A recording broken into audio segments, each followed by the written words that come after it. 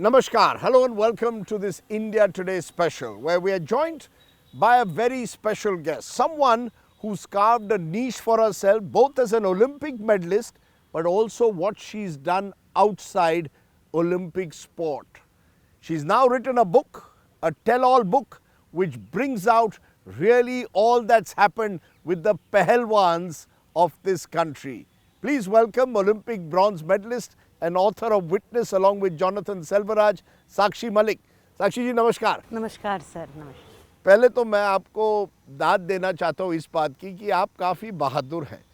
किताब लिखना जबकि आप सरकारी नौकरी में हैं, रेलवेज़ में हैं, और वो भी अपनी बात खुलकर रखना कि आप प्रोटेस्ट क्यों किए, आप रास्ते पर क्यों आए, और ब्रजभूषण शरण सिंह के खिलाफ जो आपने आरोप लगाए हैं, कहाँ से हिम्मत मिली?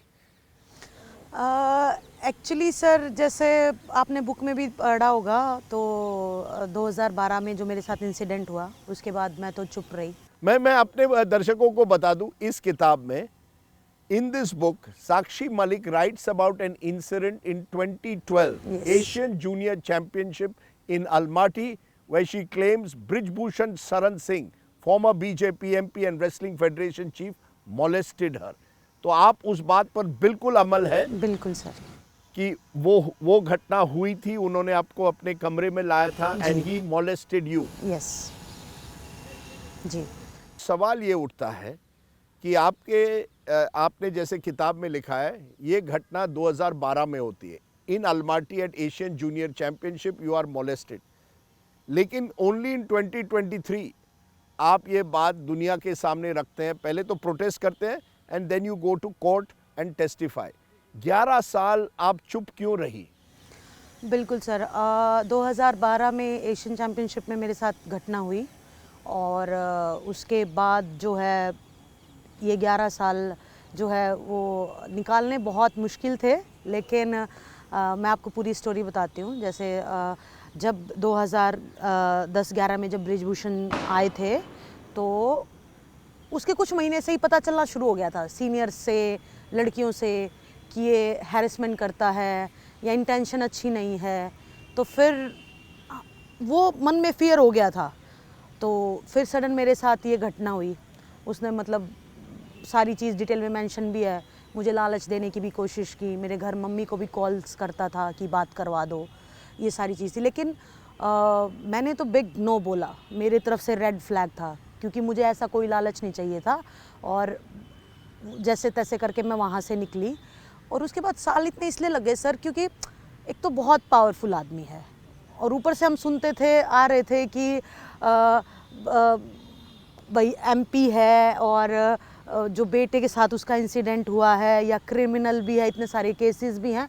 तो मतलब हमेशा से यूँ एक डर था कि नहीं, अगर आवाज़ उठाई तो मेरा रेसलिंग करियर ख़त्म कर देंगे, और कर भी देते सर। नहीं, उन्होंने आपको कहा कि अगर आप मेरे खिलाफ आवाज़ उठाएंगी आपका रेसलिंग करियर ख़त्म कर देंगी, या ये डर था मन में? खौफ डर था मन में, ये मन में डर था और ये खौफ था कि अगर मैंने आवाज़ उठाई तो मेरे को आगे रेसलिंग ही नहीं करनी दी जाएगी, मेरे मतलब वहीं बंद कर दिया जाएगा। और मेरे पास रेसलिंग के अलावा कोई और चारा भी नहीं था। मतलब जिस चीज़ से मैं इतना प्यार करती हूँ, जिस स्पोर्ट से मैं इतना प्यार करती हूँ, और मेरा सपना था ओलंपिक्स तक पहुँचना, अगर मैं 12 में ही आवाज़ उठा देती तो मैं नहीं पहुँच पाती। आज मैं आपके सामने एक ओलंपिक मेडलिस्ट नहीं बैठी होती। आप कह रहे हैं तभी 2012 में ही वो आपका करियर खत्म कर देते अगर आप उनके खिलाफ बोलते। और केवल साक्षी मलिक नहीं, आप कह रहे हैं अन्य ऐसे रेसलर्स कई हैं जिनके खिलाफ इसी तरह से उन्होंने कोशिश की और जिनको चुप रहना पड़ा। बिल्कुल, बहुत सारी अभी भी हैं। हमने प्रोटेस्ट किया, मेरे पास बहुत सारे मैसेज भी आए, यूपी के लड़कियों के मैसेज आए मेरे पास कि जैसे ही प्रोटेस्ट किया तो बोले बहुत अच्छा किया साक्षी। विनेश के पास मैसेज आए, बहुत बढ़िया, वेल डन, इतनी हिम्मत कहाँ से आई, हम आपके साथ हैं। सडनली 2-3 दिन बाद वो मैसेज ऑटोमेटिक डिलीट हो जाता है व्हाट्सएप पे। क्यों? क्योंकि एक्चुअल में जिन लड़कियों के साथ उसने हैरेसमेंट किया हुआ था ना, उनके पास ऑलरेडी इन्फॉर्मेशन पहुंच गई थी कि आप इस चीज़ में मत पड़ना, वरना इसका भुगतान आपको करना पड़ेगा। तो अगर डर नहीं होता ना उसका, तो मैं आपको दिखाती सर, बहुत सारी लड़कियां और प्रोटेस्ट पे आती। नहीं, मैं इसलिए ये सवाल साक्षी जी पूछ रहा हूँ क्योंकि कई जो खास करके ब्रिजभूषण शरण सिंह के समर्थक है वो कहते हैं ये पूरा राजनीति से प्रेरित था। ये पहलवान जो विमेन रेसलर्स है इनको कांग्रेस ने आगे किया मुझे बदनाम करने के लिए पूरा पॉलिटिक्स था, दिस वाज पॉलिटिक्स। नहीं, इसके बारे में बताती हूँ। ये जो है, अगर ये कांग्रेस पार्टी की तरफ से अगर ये प्रोटेस्ट होता तो मैं आपको बता दूं, बीजेपी के 2 हरियाणा के लीडर्स ने हमको प्रोटेस्ट की परमिशन दिलवाई थी, बबीता फोगाट एंड तीरथ राणा। दोनों बीजेपी के लीडर्स हैं। बबीता ने तो चुनाव भी लड़ा था हरियाणा से एमएलए का, तो उसने अप्रोच किया था क्योंकि उसके मन में लालच था कि बृजभूषण की जगह मैं बैठ जाऊं। आप एक बड़ी बात कह रही है जो किताब में भी है, बबीता फोगाट। बिल्कुल सर, ये सच्चाई है। Wrestler and BJP leader was the one who encouraged you Yes. to start the protest. Yes No Congress leader, but Babita Phogat encouraged you. Yes, उसने मीटिंग बुलाई, उसने सारे रेसलर्स को बुलाया। ये नहीं है कि हम उसके इन्फ्लुएंस से हुए, ठीक है उसने बुलाया, लेकिन फेडरेशन में जो होता था ये सेक्सुअल हैरेसमेंट का, ये तो होता ही था। लेकिन हमें यूँ था कि ठीक है, अगर बबीता बनेगी, या क्योंकि उसके मन में था ये, हमें भी लगा कि चलो बेटर तो होगा, कोई वुमेन एंट्री करेगी, अच्छी स्पोर्ट्स पर्सन भी है, समझे बीगी। लेकिन हमें नहीं पता था कि वो इतना बड़ा गेम कर जाएगी हमारे साथ। हमें तो यूँ था कि हमारे साथ प्रोटेस्ट में बैठेगी और एज अ रेसलर आवाज़ उठाएगी कि मेरे दौरान भी ये सारी चीज़ें हुई थी, जब मैं रेसलर थी तो मेरे दौरान भी ये सारी चीज़ें मेरे को सुनने में, दिखने में मिलती थी। तो सबसे पहला ये पॉइंट तो यहीं ख़त्म हो गया कि कांग्रेस से इन्फ्लुएंस था ये प्रोटेस्ट, क्योंकि कांग्रेस से होता तो फिर कोई और ही इसके पीछे होता प्रोटेस्ट के। दूसरा, और भी बहुत बृजभूषण ने एलिगेशंस लगाए हैं, लाइक कि ये ख़त्म हो चुके हैं, ये तो हरियाणा वर्सेस यूपी कर रहे हैं, तो बहुत सारे। लेकिन एक तो विनेश ने प्रूव कर दिया, ओलंपिक्स तक गई, ख़त्म होती तो ओलंपिक्स तक कौन जाने देता उसको। ट्रायल्स में जीती, नेशनल चैंपियन बनी, एशिया में जाके उसने ओलंपिक्स के लिए क्वालिफाई किया, फिर वो ओलंपिक्स में गई, ओलंपिक्स में उसने ऐसी लड़की को हराया जो आज तक अनबीटेबल थी। तो ये तो भूल ही जाओ कि हम लोग ख़त्म हो चुके थे, इसलिए हमने प्रोटेस्ट किया। आप लोगों ने प्रोटेस्ट किया क्योंकि आपको लगा कि एक मौका है रेसलिंग फेडरेशन चीफ को बदलने का। बिल्कुल सर, हमने बबीता की बात को एग्री किया, हाँ बहुत अच्छी बात है, और हम इस चीज़ के खिलाफ आवाज़ उठाना भी चाहते हैं। और एक चीज़ और है, जैसे शुरुआत में ही नहीं है कि हम जाके प्रोटेस्ट पे बैठ गए थे।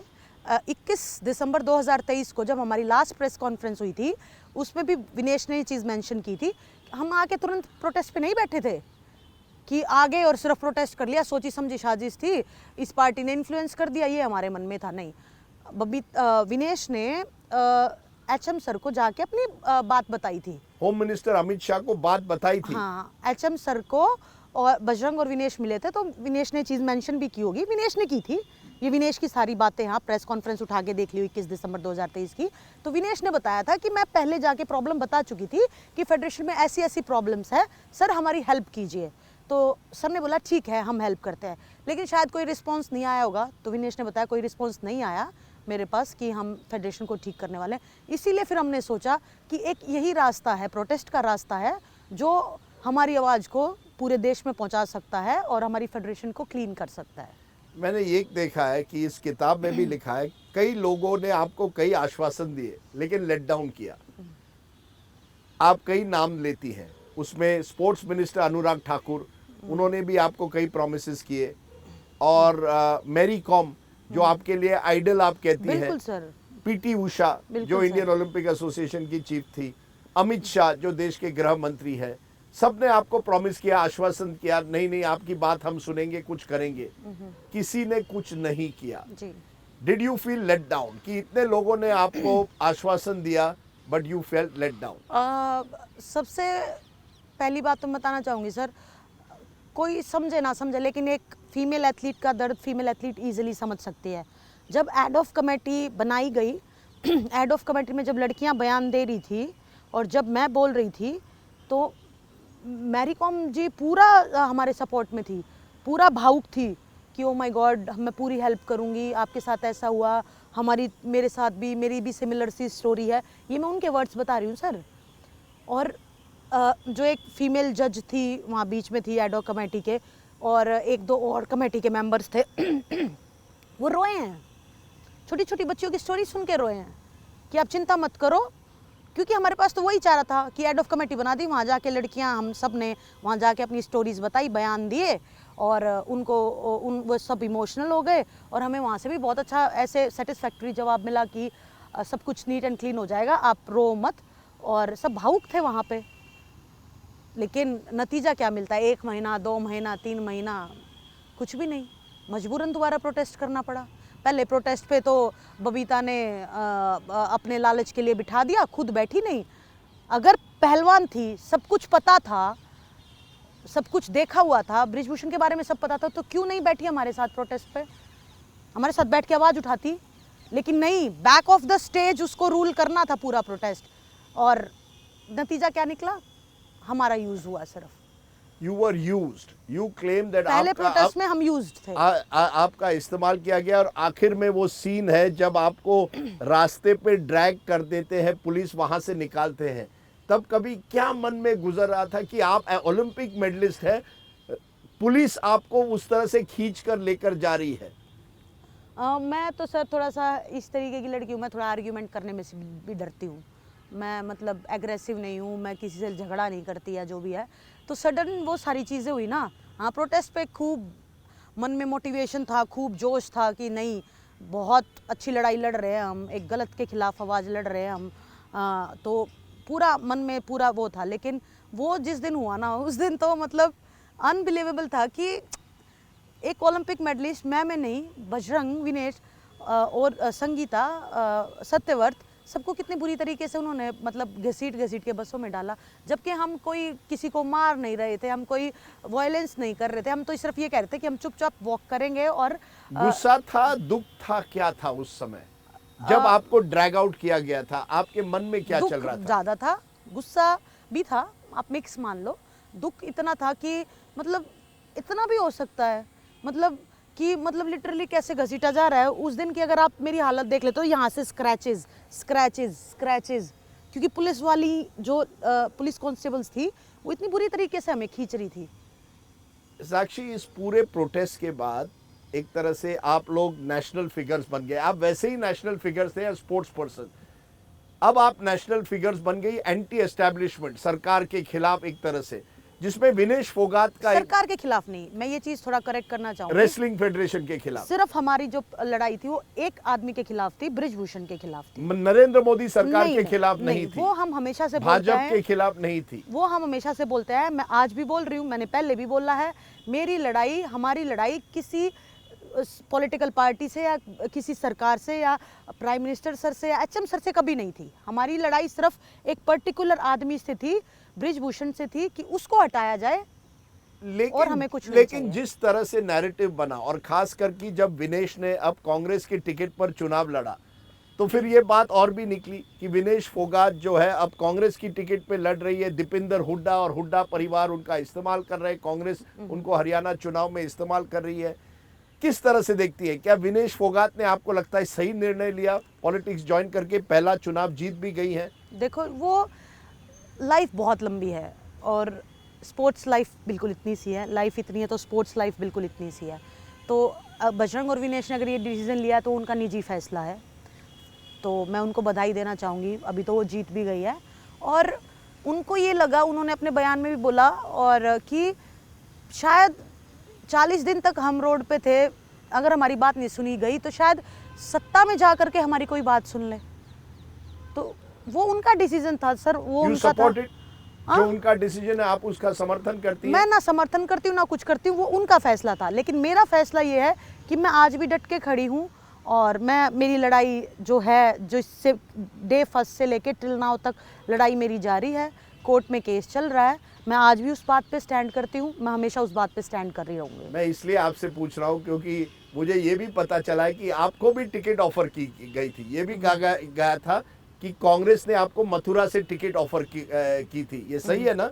हाँ, लोकसभा चुनाव के पहले कि साक्षी मलिक, आप लड़िए हेमा मालिनी के खिलाफ मथुरा से। हाँ, आया था सर ऑफर, लेकिन That मेरा, is true. यस, पर ऐसा मेरा कोई मन नहीं था, ना ही मेरा मन अभी है कि मैं पॉलिटिकल हूँ या पॉलिटिक्स में जाऊँ।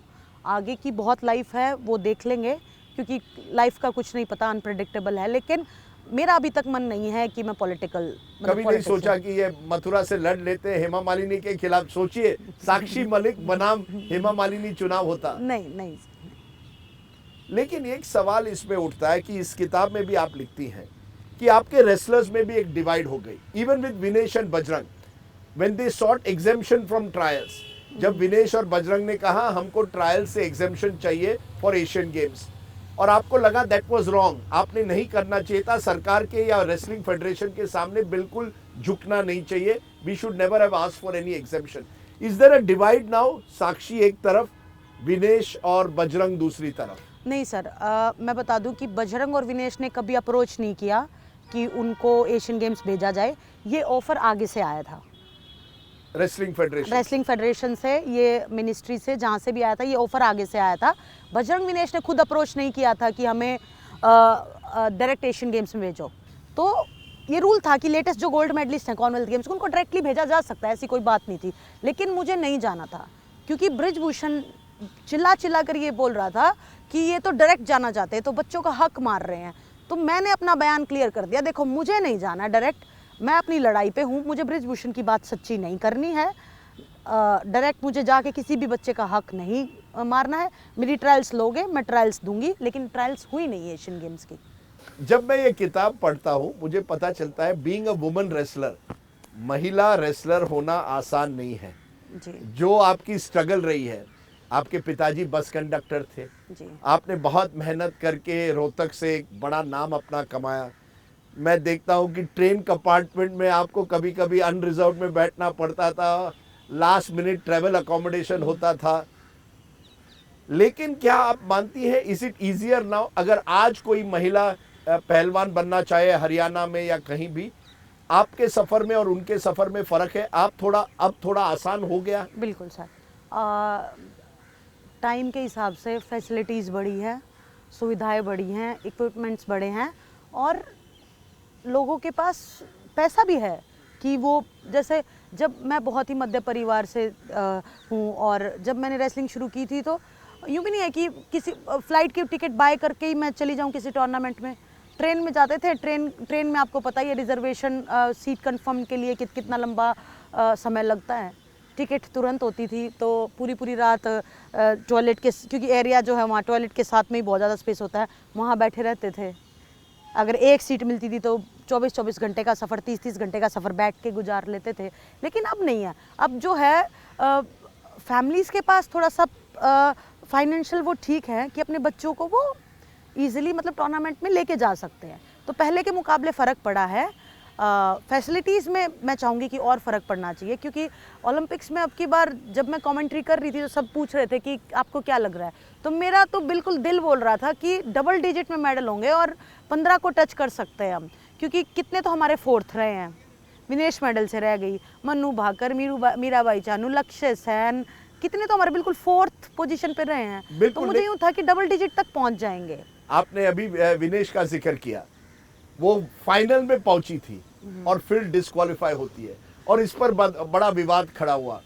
कई लोग कहते हैं विनेश की गलती है, कुछ लोग कहते हैं फेडरेशन और डॉक्टर्स और सपोर्ट टीम की गलती है. किसकी गलती है? इसमें सर गलती नहीं कहना चाहूँगी मैं किसी की भी.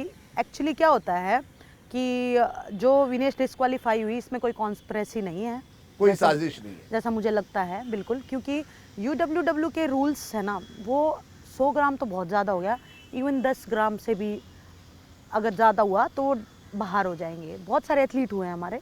मेरे अखाड़े की एक लड़की है, वो 200 वजन ग्राम से वो डिस्क्वालीफाई हुई थी.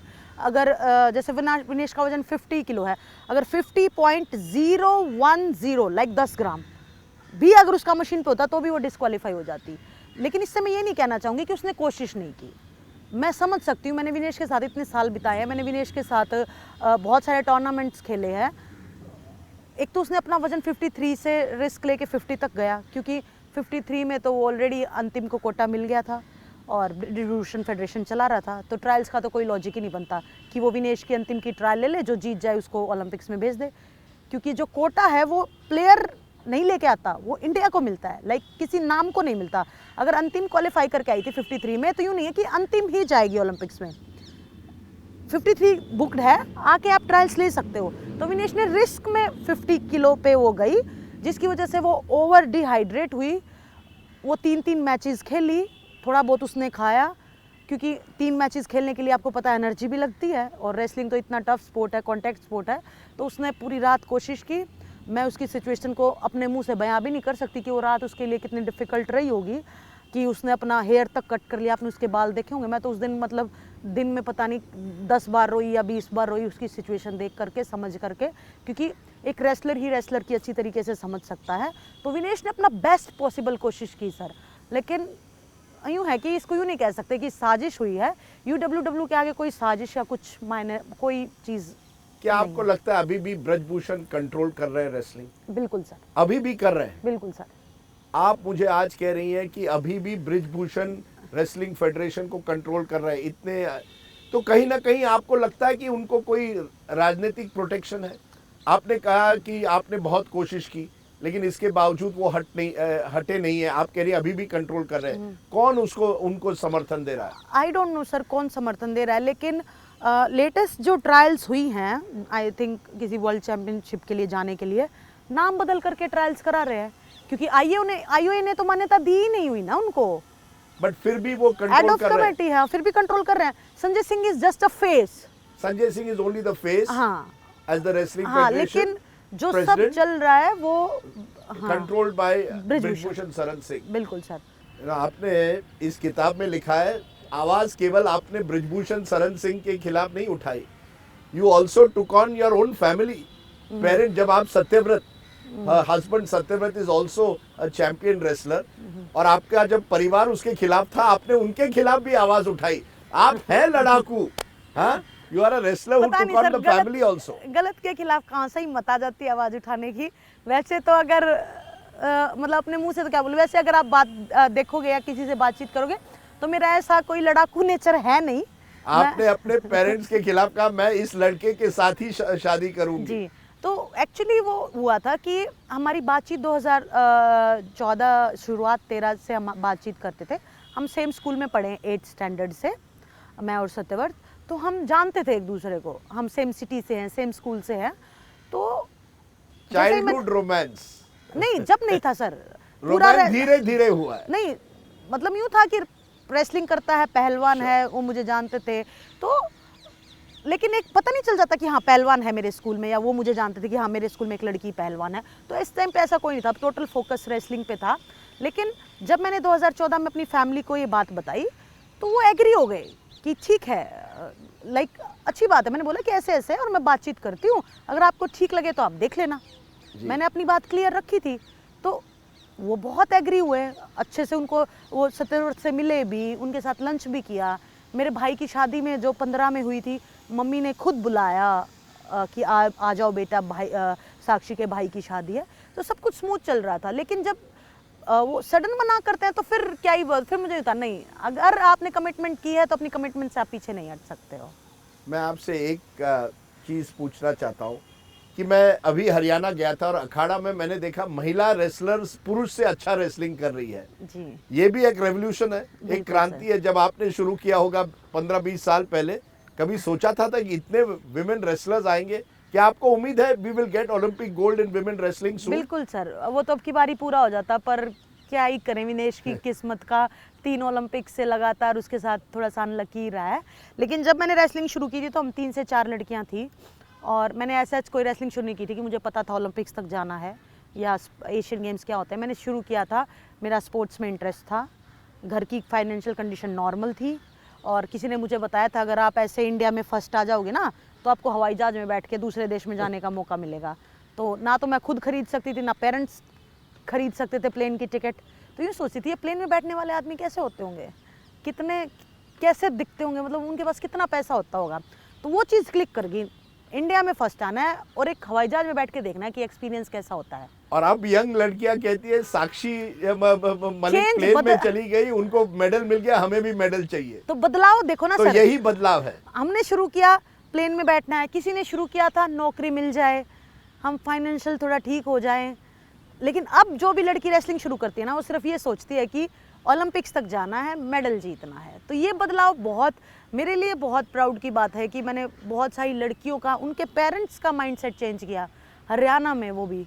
और उसके साथ साथ आपने लड़कियों को हिम्मत दी है कि आवाज उठाइए। आवाज और ये किताब भी एक तरह से आप अपनी आवाज दुनिया तक पहुंचाना चाहती है। जी बिल्कुल ना, बिल्कुल सर कि आप बिल्कुल। लड़की हो या कोई भी हो, अगर आपके खिलाफ कोई भी यौन शोषण हो, कोई भी मोलेस्टेशन हो, कुछ आवाज भी गलत हो उठाए। आवाज उठाओ सर। तो आज की तारीख में अगर वही लड़की, अगर ब्रजभूषण शरण सिंह आपके खिलाफ जो करता, जो अलमाटी में किया था, आप अब डरेंगी नहीं, डरो मत। नहीं सर बहुत छोटी थी 2012 लेकिन में। अब आप लड़कियों को कह रही है डरो डरो मत। मत। रिजल्ट जो भी होगा एंड ऑफ द डे में अच्छा ही होगा। अगर आप सच्चे हो, अच्छे हो, आपकी इंटेंशन अच्छी है, आप कुछ गलत नहीं कर रहे हो, तो आवाज़ उठाओ। एक ना एक दिन आपकी आवाज़ सुनी जाएगी और सॉल्यूशन भी होंगे। साक्षी मलिक, आपने अपनी आवाज़ उठाई है और उम्मीद करते हैं उस आवाज़ से कहीं ना कहीं एक नई क्रांति शुरू होगी। But thank you very much for you so speaking out so boldly. Thank you. Sakshi Malik, Olympic medal winner, witness to a protest that has shaken the sporting system and hopefully will bring change. Thanks for watching. Namaskar.